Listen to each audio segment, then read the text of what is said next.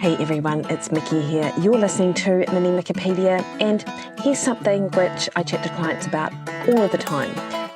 Many come to fat loss assuming success means eating less food. You've got smaller meals, fewer plates, more restriction, less meals. The smaller the portion and the faster the results. And it's a super common trap to fall into, right? But the thing is that when people start eating better, they often end up eating more. And that means more volume on their plate, longer meals, more chewing. And this is the key to the success. They're able to lose more fat more consistently, and it's way more sustainable. So today I want to unpack why eating better often means that you're actually eating more, and why, in fact, this is one of the fundamental principles for successful fat loss and, of course, weight maintenance, which is the major thing, which is important. The first concept I want to tackle is that volume versus energy density. So this is a fundamental concept that explains this entire phenomenon. And energy density is simply the number of calories in a given weight or volume of food. And this is where I want to chat a little bit about ultra-processed foods. And of course, I appreciate that the very definition of an ultra-processed food is a little bit challenging because there is no one it's not that all ultra-processed foods are terrible, such as protein powder, etc. But the type that I'm thinking about are the ones like a muesli bar, a chocolate bar, potato chips. They are engineered to pack maximum energy into minimum volume. If you consider my definition, or what I'm thinking about with ultra-processed food, it is the combination of processed and refined oils, of sugar, of starches, and any number of flavors, additives, and preservatives to create a flavor which our brain might recognize as something that may have existed in nature, but it doesn't. And these food scientists are able to create this product in a way that hits a bliss point in our brain that makes us want to continue to eat. And they're able to do that with putting maximum calories into a minimum volume. In fact, last week I was in a nutrition store and I picked up what looked like some sort of fluffy cookie, 45 grams in weight, 320 calories. But of course it was high protein, so there you go. That is an example of energy density. You could eat that in about 30 seconds and your stomach would barely notice. Same thing goes for a handful of chips, a couple of biscuits, a small pastry, high energy, low volume. Now compare that to whole foods. Think of, for example, a large bowl of vegetables or 3 pieces of fruit. Let's say you've got these 3 pieces of fruit, maybe about 300 calories, the same as that little energy donut, the protein donut or cookie I was talking about before. Yet it's very difficult to get through 3 large pieces of fruit in one hit. You've got this absolute full plate. You will have 10 to 15 minutes of eating and you'll have significant chewing. Same goes with, let's say, a chicken breast with a side salad, and maybe you've even got some rice or quinoa or something alongside. That is a complete meal, and it will leave you feeling satisfied for far longer. Yet, when you're looking at this amount of food on the plate, it looks like so much more. And this is what happens when you eat better. You're often eating more food, but less calories. Your plate gets bigger, your meals take longer, there's more chewing involved, more sensory satisfaction, more actual food, and that calorie load is significantly lower than the grazing, snacking, and ultra-processed type of eating that you might have been doing before. See this with clients and, of course, members of my programs all of the time. We'll have group chats and they'll message me saying, my God, I cannot believe that I'm eating so much food and I'm still able to lose weight. And then if we sort of drill down on the data, we'd see that they'd reduced their calorie intake by about 300 or 400 calories a day, but they've just increased their food volume by replacing these energy-dense processed foods with these nutrient-dense whole foods. And of course, you've got satiety. This is the other thing that happens. Your gut has stretch receptors. Your brain registers volume, chewing, meal duration. And when you eat a large volume of lower energy dense foods, those satiety signals are stronger and they last longer.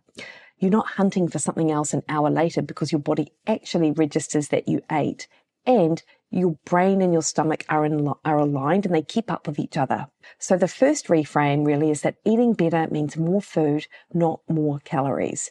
And that's precisely what makes it sustainable.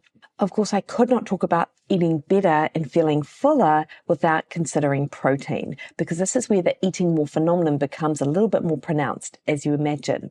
When I advocate for people to shift to eating better, they almost always increase their protein intake. And it's not because I'm super prescriptive. I'm a little prescriptive, but the types of foods that have the micronutrients which I suggest people increase will naturally bring about more protein-rich foods to the plate. And protein is bulky. A 150 gram cooked chicken breast, a piece of fish, a couple of eggs with some egg whites. These are substantial foods. Not only do they take up space, they require quite a bit of effort to eat. And crucially, protein has the highest thermic effect of all macronutrients, meaning your body uses more energy just to digest and process it. But I do want to be a bit careful here with the language. You'll often hear that protein boosts your metabolism. And while this is technically true, the thermic effect of food accounts for about 10% of total energy expenditure. So protein's contribution to that, whilst it's meaningful, it is modest. So we're not talking about some sort of metabolic magic trick or anything like that. I do think that the real magic of protein is in its satiety, its ability to keep you fuller for longer, and also it then reduces decision fatigue because you're not in this limbo of should I, shouldn't I eat more food. It's the most satisfying macronutrient. It reduces ghrelin, which is our hunger hormone, increases peptide YY, which is an appetite hormone, stabilizes blood sugar, keeps you satisfied for hours. I'm not talking about the 70 grams of cooked chicken on your salad. I'm literally talking about, at least double that. When your meals are protein anchored, you're not prowling in the pantry at 3 o'clock. You're not negotiating with yourself about whether you should or shouldn't have a snack.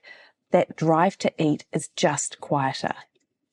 And the thing is, though, and I alluded to it above about it's not just 70 grams of chicken breast, is that people panic when I tell them to eat a greater amount of food at their meals. They look at their plate, they see that amount of protein, they may see a huge pile of vegetables, an appropriate amount of carbohydrate, dare I say it, potato, and they think, this is more food than I used to eat at dinner. So how could this possibly allow me to lose weight? The thing is they forget about what they're not doing. They're not having 3 biscuits with their afternoon coffee. They're not finishing the kids' leftovers at dinner. They're not eating half a block of chocolate while watching TV. They're not grazing on crackers and cheese before bed. And those background calories could easily lead to an increase of 500 to 800 calories a day. Not because it was a planned part of their diet or that you're lacking in willpower. It's because adequately fed people don't feel compelled to graze. And whilst you should feel hungry whilst in a fat loss phase, and it's a really normal and natural response, you shouldn't feel so ravenous that these other eating opportunities are occurring. When protein increases, when food volume increases, your meals look substantial. That actually plays a big part of it too. But your total energy intake is often lower and infinitely more sustainable because you're not fighting hunger between meals. Of course, it isn't just protein that plays a role here, and we've got to consider fibre too. And when people shift to whole foods, inevitably, they start eating more vegetables, more fruit, more legumes, and their carbohydrate comes more from starchy carbohydrates. And not only do these come with fibre, which is half the calories of carbohydrate, but very voluminous. Fibre slows gastric emptying. It stabilizes blood sugar, feeds your gut microbiome. It contributes to that feeling of satisfaction after a meal.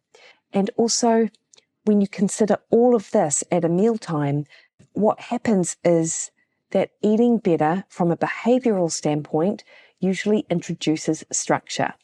Whole foods require preparation. You can't eat a chicken breast and a bowl of roasted vegetables in the car. Well, you can actually, but you get my drift. You can't grab a handful of salmon and quinoa while you're standing at the kitchen bench. You can't have a meal, have a slow cook meal while you're just passing through the kitchen. These meals demand that you sit down, you eat slowly, and you actually experience the eating. And that's when the grazing stops. I cannot tell you that how many clients realize once we start tracking that their main meals weren't the problem. They were typically under eating at breakfast and lunch, then spending the entire afternoon and evening trying to compensate with snacks.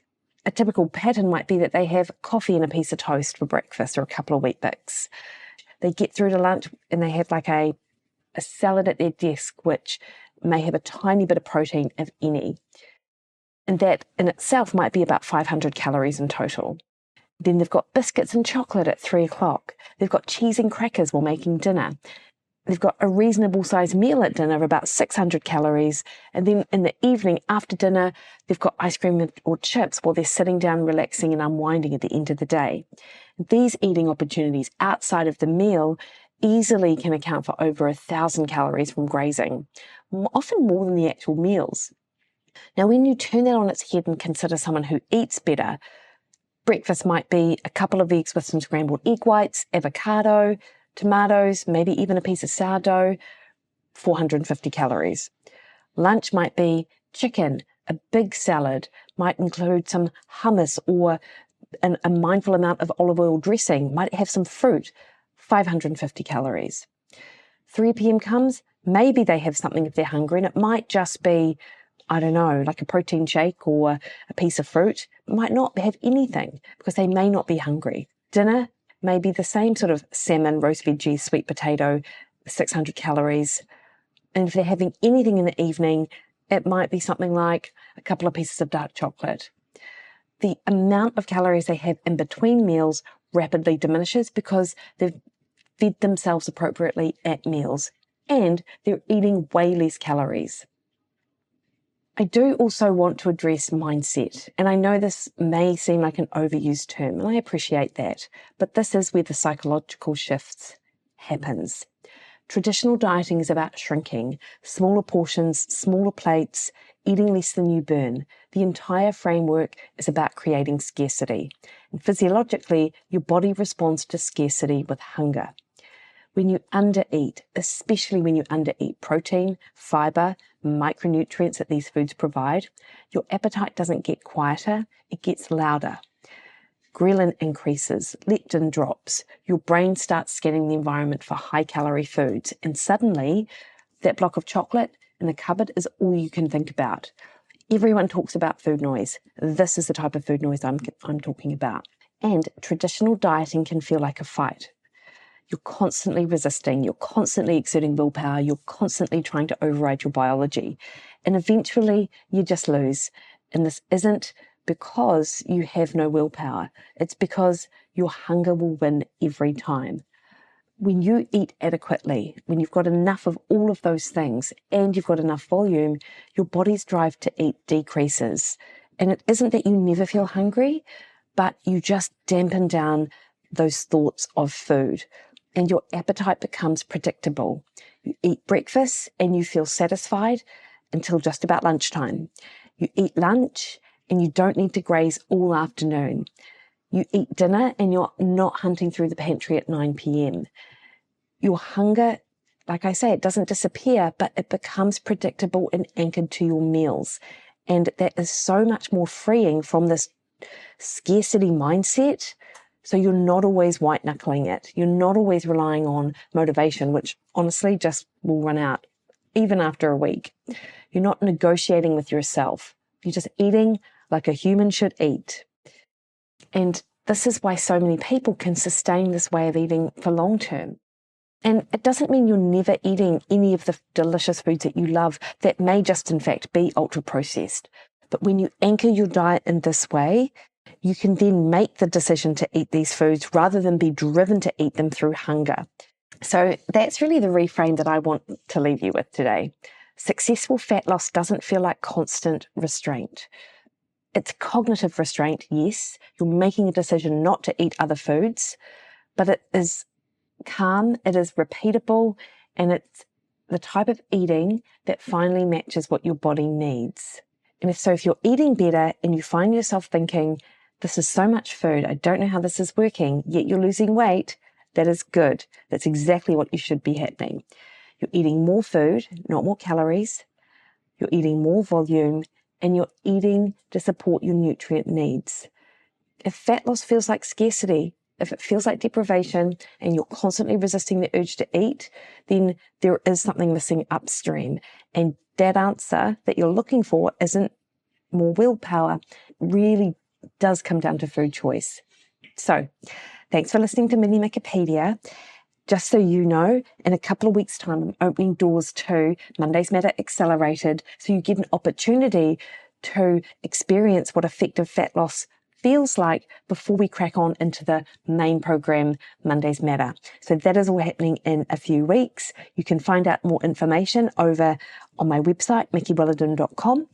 Scroll down to the bottom and pop your name in the box that asks for your email, or head to my Instagram at Mikki Williden, which is the same name that you can find me on X and Threads, or Facebook at Mikki Williden Nutrition. Thanks, team. You have a great day and a great rest of your week.